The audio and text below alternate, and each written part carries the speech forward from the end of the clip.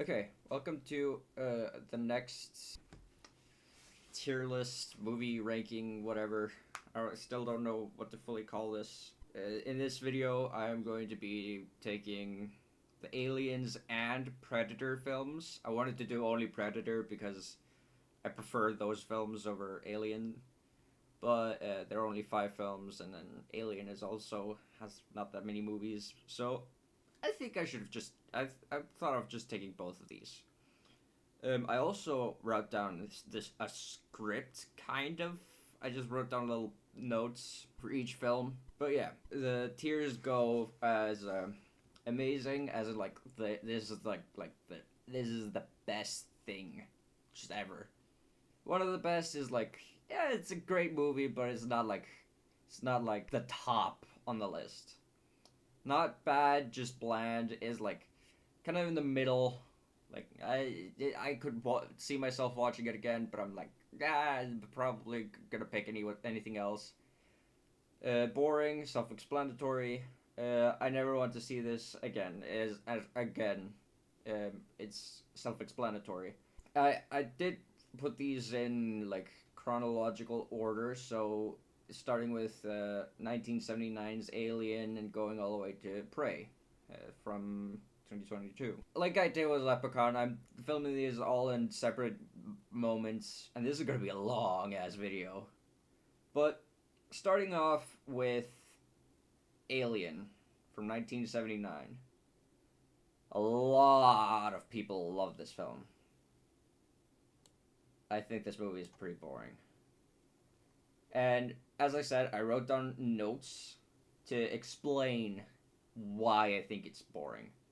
Um, but first, I have to like read off the things that I already know I love, and kind of don't really fit into the movie. But the effects are amazing. Like everyone knows this. It has aged fairly. Like the when you see like the full body of the xenomorph, it has aged kind of badly because it just looks like a guy in a suit. Obviously, because it just is. Um, the music sets the tone perfectly for the most part. The opening sequence is pretty fucking long. It's like the title screen, like when they put up the title, it's like 2 minutes, and then the actual movie starts like 4 minutes in. That's already setting the tone for why I think this movie's boring as hell. The acting is really fucking good. Like, it is one of the best things that carries this film. Sigourney Weaver, who plays Ripley and is in most of these films, she absolutely steals the show as the lead. Like, legitimately, all of the actors are doing great, but Sigourney Weaver really, like, does the best out of any of them. There are a lot of establishing shots that you can't see shit. A lot of moments in the movie, they drag on for a lot of fucking time. Like, when they go from like the mothership to the planet where the xenomorphs are, it it lasts for like 4 minutes with barely any dialogue and fuck all happening. Like legitimately, they're just going from the mothership to like to the planet for 4 minutes. No dialogue, nothing. They finally leave the ship, like from like after they land on the planet. They finally leave the ship 20 minutes into the movie. Um, a collarbone ship looks amazing, even for today's standards. The giant in the ship genuinely fucking looks amazing. I don't really understand why he's there. I don't even know if they ever explained it, but it's a really fucking cool effect that I really enjoy. The first facehugger shows up at 33 minutes into the movie. 13 minutes after they left the ship and 20 minutes after they left the mothership. Which is, like, as I said, it's boring. Nothing is happening up until this point. The amazing effects for the alien stuff were made by H.R. Giger, who, like, who really did a number on why these movies are so fucking good. They finally leave the planet 50 minutes into the movie. Like, the movie's halfway done, and they just got out of the place where, like, the whole setting is like building up to. And them leaving the planet is also fairly fucking boring, with them getting back to the mothership taking around 2 minutes. The iconic chestburster scene is where the movie finally kicks off for a bit. And the chestburster scene still looks absolutely amazing. And if the movie wasn't as boring, I think it would have been the best movie in the franchise, because this scene happens 56 minutes in. Like, there's nothing that has happened so far, and it looks amazing still to this day. The next kill in the movie happens like 11 minutes later, with really fucking amazing suspense, with just the sound of the chains, the sound of the pitter patter of the water, and just like, you don't know when the xenomorph shows up, and he's not gonna show up like with a fucking cheesy ass jump scare, which most modern movies would not like have this suspense and then actually like do a scare without like jump scare. And we finally get a great look at the xenomorph, which has aged really fucking well, except for when you see like the full body. As I said before, usually when people talk about this movie, I hear the term claustrophobia thrown a lot, but I never really felt that outside of the scene where Dallas is in the air vent, and that scene is fucking amazing. The kill itself is pretty fucking bland, but the scene is really fucking intense, like all the way through. But with Dallas's death, the movie goes back to slow down, like a lot with the plot.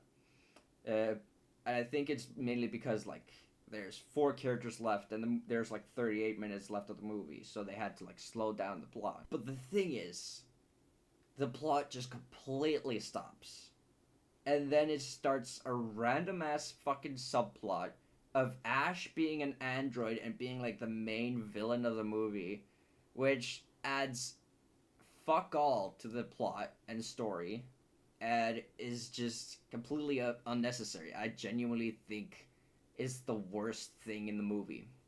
There is one thing that I like about Ash being the android, is when when he's trying to kill Ripley, Parker tries to like stop Ash, but Ash just like grabs his tit.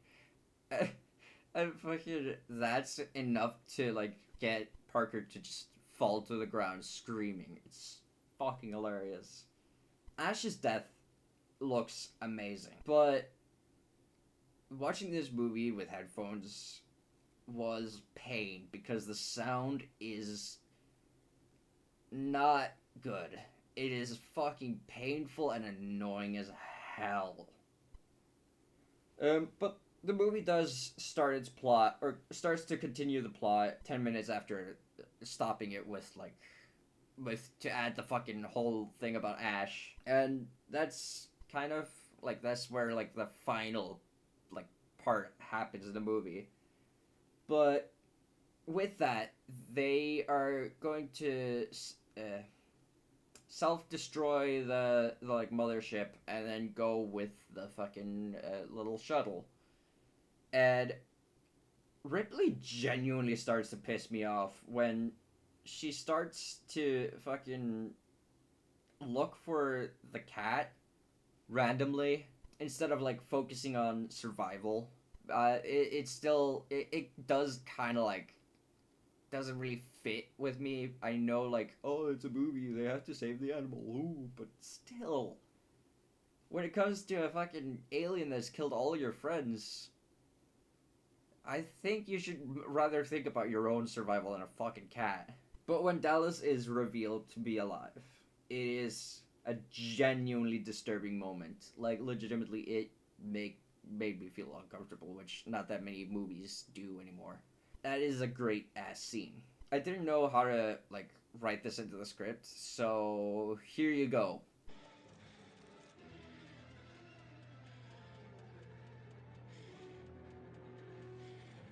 That fucking killed me.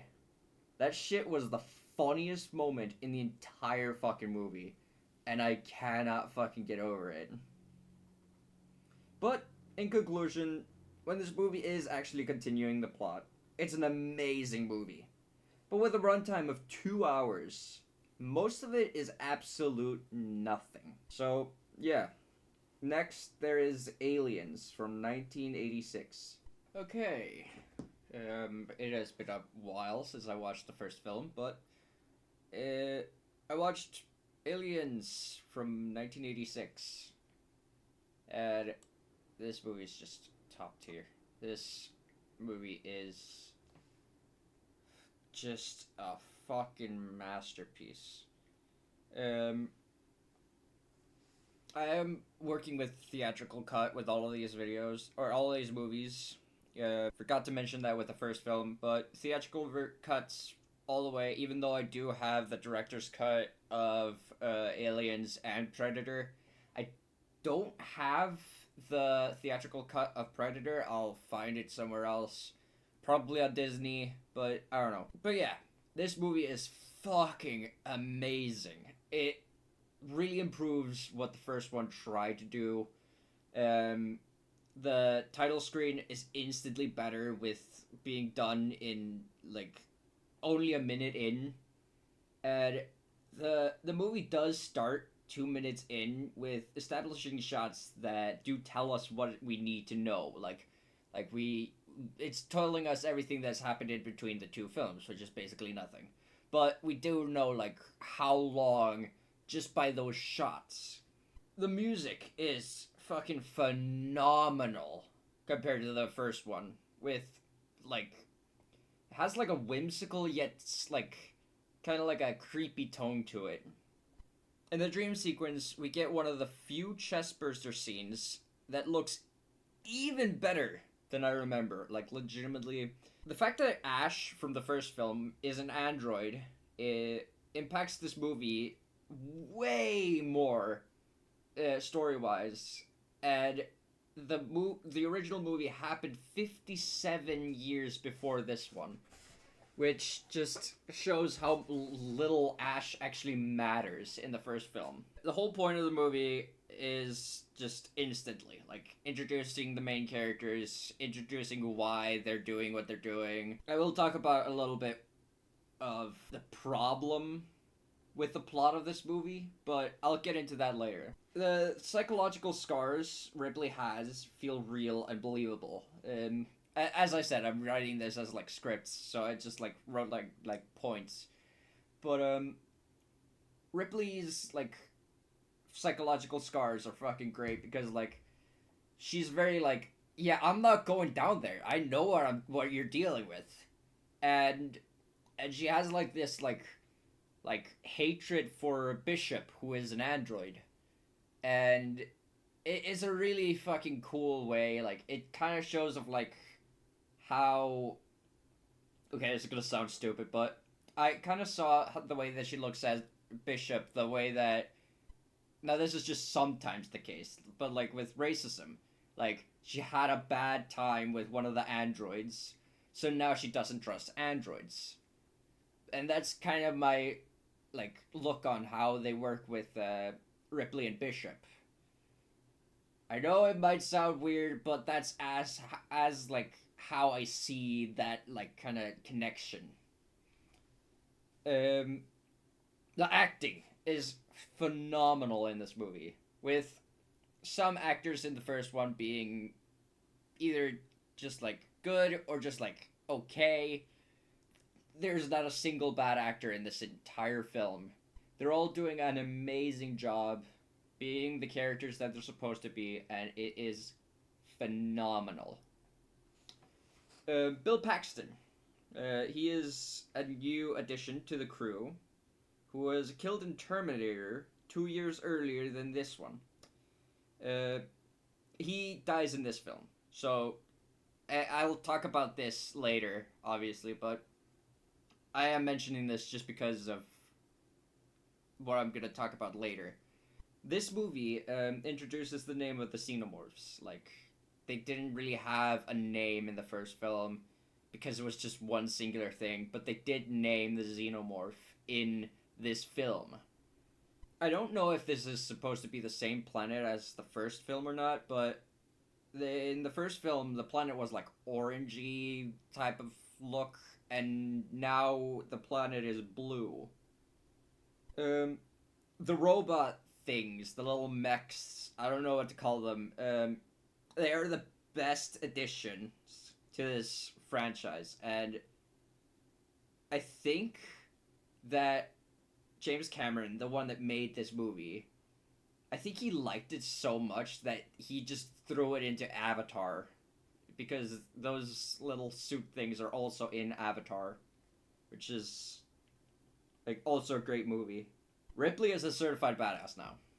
She really went full on Sarah Connor from Terminator. With like the first film, she's kind of like a little lamb. Like she's defenseless. She's scared and stuff like that. But in this one, she's just a fucking certified badass and just like does not take no for an answer. They do go to the planet 33 minutes in, a whole 9 minutes longer than the original. But so much more has happened, and we like the plot has been actually written. It's not just they're at a fucking space station. They're yapping. They land on planet. They yap a little bit more. They go to the planet, and that's like way longer than anything needed to be. The motion sensor thing, whatever. It is highly improved in this one because in the first one, the the guy that goes into the air vents, I forgot his name, didn't write it down. Um, he's the one in the air vents, but the ones that have this like motion sensor are all the way up at the top, so he doesn't know like where it is unless they tell him, and it's kind of like it always like bothered me. But in this one, the ones that have the motion sensor are the ones that actually are the ones moving that actually need the motion sensor. The acid for blood is a way bigger threat in this movie than the other one because in the first one there's only one scene where the acid blood is really a thing, and in this one it is fucking all the time. People are fucking dying, people are getting hurt by the acid blood. At 44 minutes into the movie, we get introduced to the best fucking character in the series, Newt, who is played by 10-year-old Carrie Henn, who does an amazing job since child actors don't usually do a good job. With Newt being a child, it adds a whole lot more of a threat to the xenomorphs. Because Newt is supposed to be basically a replacement for the cat from the first film, which I'm gonna go into more later on in this like chapter of this movie. But yeah, Bishop is seen dissecting a facehugger, but it seems like the blood for them isn't acidic this time around. And obviously, I wrote this one down as that scene happened, and the more that the movie went like continued, the more it was evidently clear that the facehuggers don't have acid for blood anymore, but the xenomorphs themselves are the ones that have the acid for blood this time. The interior of the xenomorph base is amazing. When I wrote the script, I looked up if H.R. Giger worked on this one, and I found out that he didn't get credit for the first film until Prometheus. The man responsible for the new design is Stan Winston, who earlier worked on the 1984 Terminator. I genuinely think he did an amazing job capturing H.R. Giger's designs while kind of improving them, with the xenomorphs not looking like a guy in a rubber suit. A lot of the like interior design of like the xenomorph stuff is a lot like when Guy McGee was revealed to be alive and on like the wall and stuff. That shit is fucking dope. But yeah, Adding to the Xenomorph's new design, they now have this like sound that they give out, and it is such a great addition. It makes them feel more like an actual living organism and not just again a guy in a fucking rubber. It didn't really. Again, I don't know how to write this into the script, but here's a clip. Newt fucking kills me with this little fucking salute thing. It's a fucking great clip, and I love it.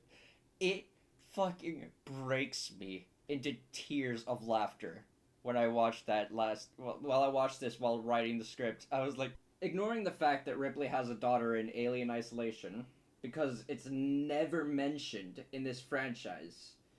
She would have been a great mom, which is seen through the movie with Newt. In an hour and 20 minutes, it is revealed that Burke is a surprise villain. Unlike Ash, it actually works and makes sense to continuing the plot.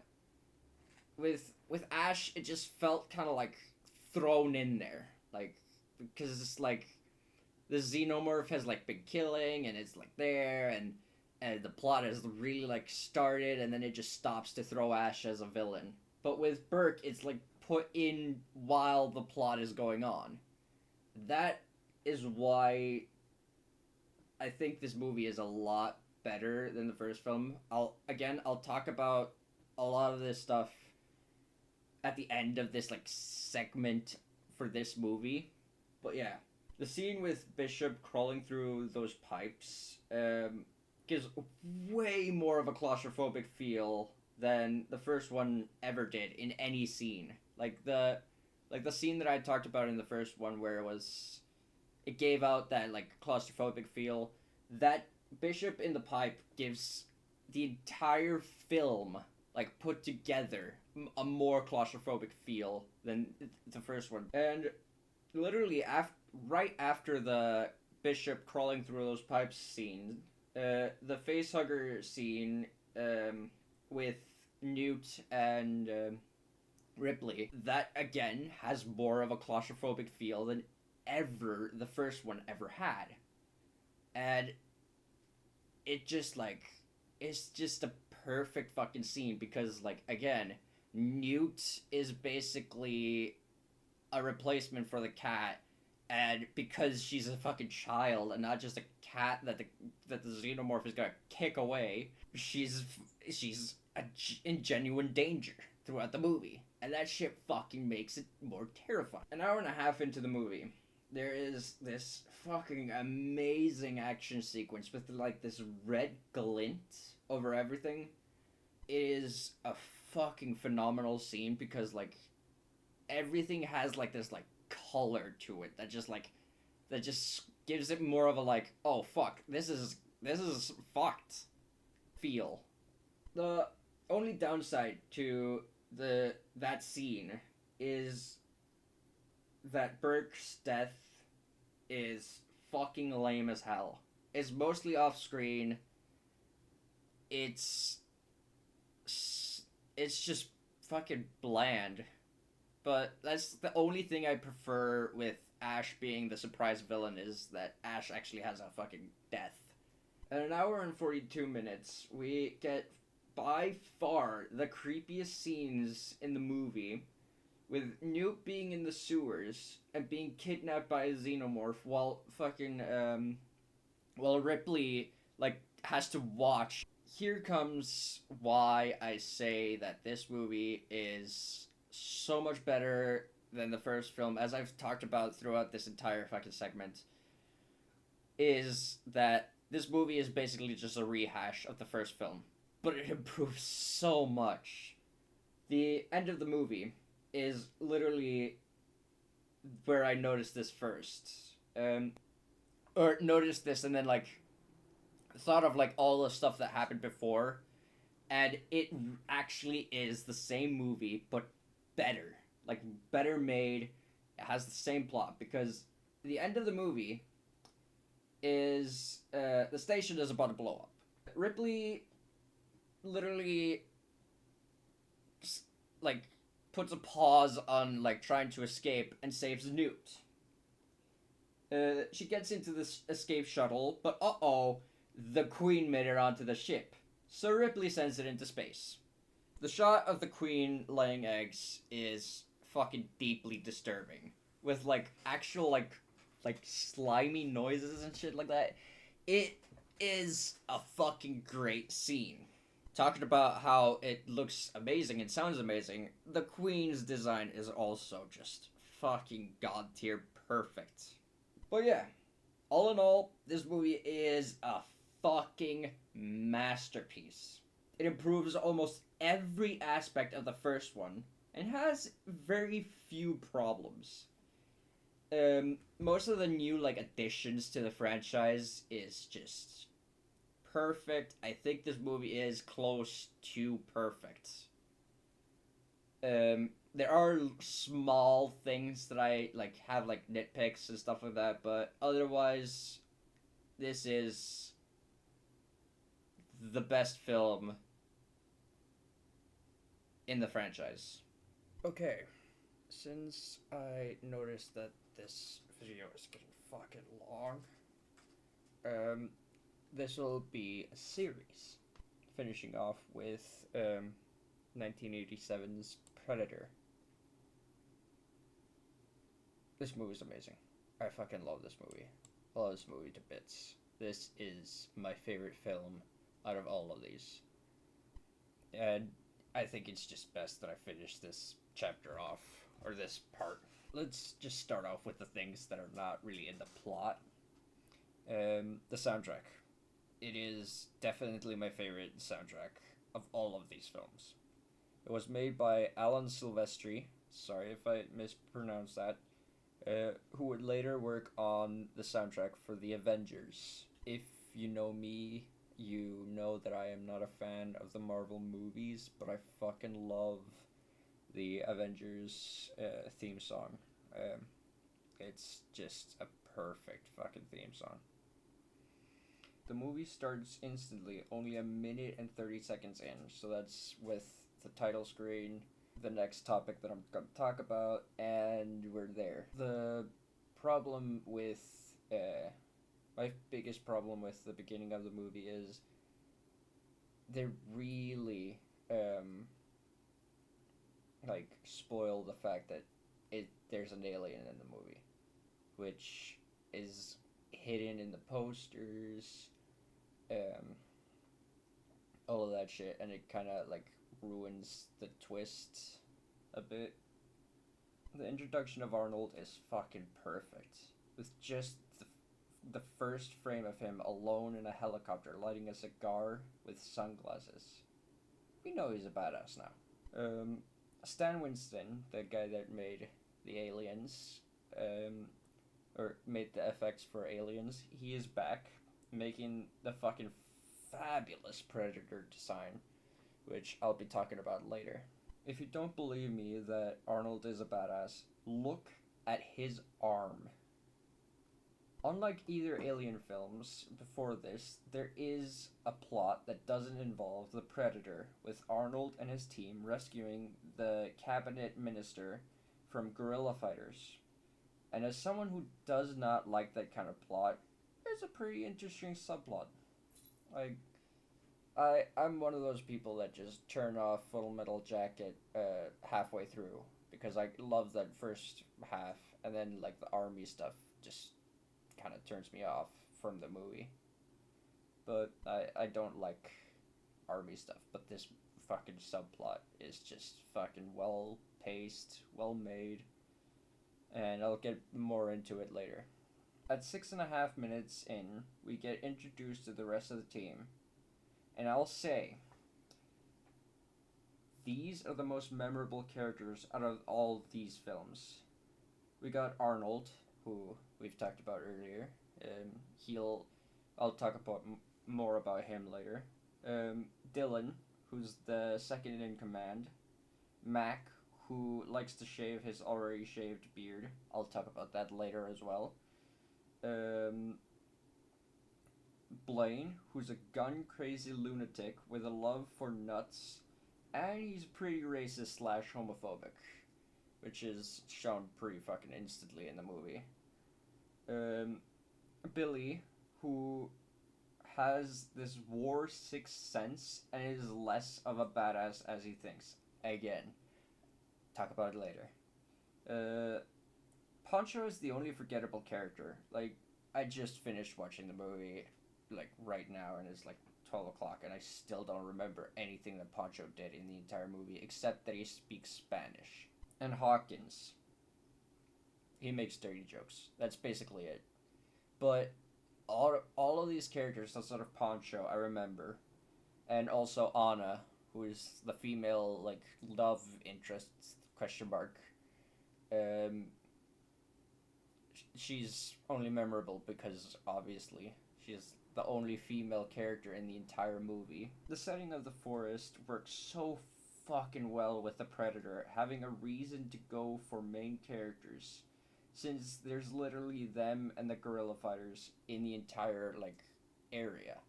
So like with Predator 2, he's in the city, so he has no purpose attacking just the main characters. So and also with like the way that they say that he's invisible is not that he is invisible. He camouflages, which doesn't really work in a city or anything. Again, the soundtrack is fucking amazing. Outside of the iconic theme, with the jungle having these bongos and nature sounds filling the ambience, there's literally nothing else to the song. It's just bongos and like nature sounds. I can't play it obviously because of copyrights problems and stuff like that. But yeah, amazing soundtrack. As much as I love the subplot, the action scene 25 minutes in is fucking awful. So fucking much is happening, yet you can't make out what half of what you're seeing is. Like, legitimately, there are like 59 fucking jump cuts to just explosions and nothing. It's nauseating. After that scene, I couldn't really write anything to continue the script because it's just building like subplot, or it's just building like the introduction to the main plot, but it's just so fucking fun. Like, they're basically just camping, but just, like, finding out more and more about the Predator. At 41 minutes in, we hear the iconic Predator noise, and it kills Hawkins while being invisible and in a beautiful 2 frames a second.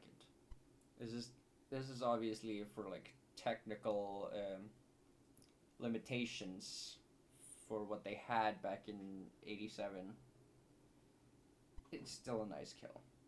Right after we learn that the Predator can bleed, which means they can kill it, obviously, um, there is another action scene where you can't tell what the fuck is happening.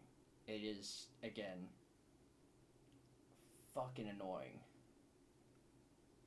Um, at 54 minutes in, we get a cool ass look at the Predator with its gizmos and gadgets and its gremlins like skin. This is one of the things that I noticed writing the script that kind of got just fucking funny at this point. Um, 56 minutes in, the mystery gang set up traps for the monster and get surprised when a wild boar in the jungle sets them off. I kind of have a problem with this because they're surprised that it's like a wild animal in the wild and they didn't think of that. So they just put claymores and shit. 59 minutes in, we learn that the Predator is a smart motherfucker. And a minute later, we learn that Anna speaks English, and none of the others are shocked about this, since they've had to speak Spanish to her this entire fucking time. And again, a minute later, the Mystery Gang have a Home Alone montage making more traps, with vines and sticks because the tripwires from the claymore give off heat. Now, this is what makes this movie and one other in the franchise so fucking good. Is that the Predator and the main character are equally smart, so it's just a big, like, who's smarter in, like, the fucking, like, 0.1%. This is a small nitpick. But we see the guys, like, shirtless in this scene. Yet they don't have a fucking mosquito bite in the fucking forest. Like, I'm pretty sure there would be fucking endless amounts of mosquitoes just nibbling on them. After doing some digging, the reason why Mac keeps shaving his beardless face is because it's a way to calm him down. So when he breaks the razor, it gives just a whole nother feel to the scene where they're just kind of like camping, seeing if the predator will show up. At an hour and 4 minutes in, Anna pulls a Phoebe Cates from Gremlins out of fucking nowhere and talks about her childhood trauma. I'm gonna play a small clip and kind of make it a meme format-ish, I don't know. Here you go. An hour and 14 minutes. Dylan's arm gets blown off, and the gun just keeps firing, making a cool ass kill just plain goofy. Like, legitimately, it ruins the scene, like, a lot. Billy's death at an hour and 14 minutes is proof of what I said earlier. Like, we've seen what the Predator can do. The Predator has a fucking laser gun. And this motherfucker pulls out a fucking knife. No wonder he fucking died. He's a fucking idiot. At an hour and 20 minutes, Arnold has another fucking Home Alone trap sequence. Making traps while fucking Predator is fucking playing with his toy skulls and shit. And talking about those skulls and shit, an hour and 22 minutes, we get the most gruesome moment in the movie, where the Predator rips Billy's spine out of his back with the skull. It just genuinely made me flinch. I don't flinch often watching movies. As a huge fan of the Saw franchise, the Hostel trilogy, all of those types of films, this one really fucking made me flinch. At an hour and 26 minutes, the final battle starts. It is the only well-shot action sequence in the movie where you can see what the fuck is happening. And it's not like 90 jump cuts that make you want to vomit. At an hour and 35 minutes, we fucking finally get to see what the Predator looks like. And holy fucking shit, he is cool looking. With just, like, I don't know, like, obviously I'll put her on the screen, and you can just tell why I fucking love his design. Here's a picture of how the Predator kills himself. How in the flying fuck did Dutch survive that? All in all, this is my favorite of all 13 of these films. With so little of the Predator, yet it doesn't feel empty. With the horrible action sequences in mind, the generic side plot isn't half bad. The characters are memorable, and it's just a good ass movie. One thing that I want to say before ending this part, or this like chapter of the series, is that throughout the movie, they mention something about Afghanistan. And after watching the movie, I did a lot of fucking digging, and I couldn't find anything about Afghanistan or anything in the plot, which kind of bothers me, but I don't know. Anyway, I'm getting sleepy. If you guys have enjoyed, please leave a like, comment, and subscribe. And have a good one.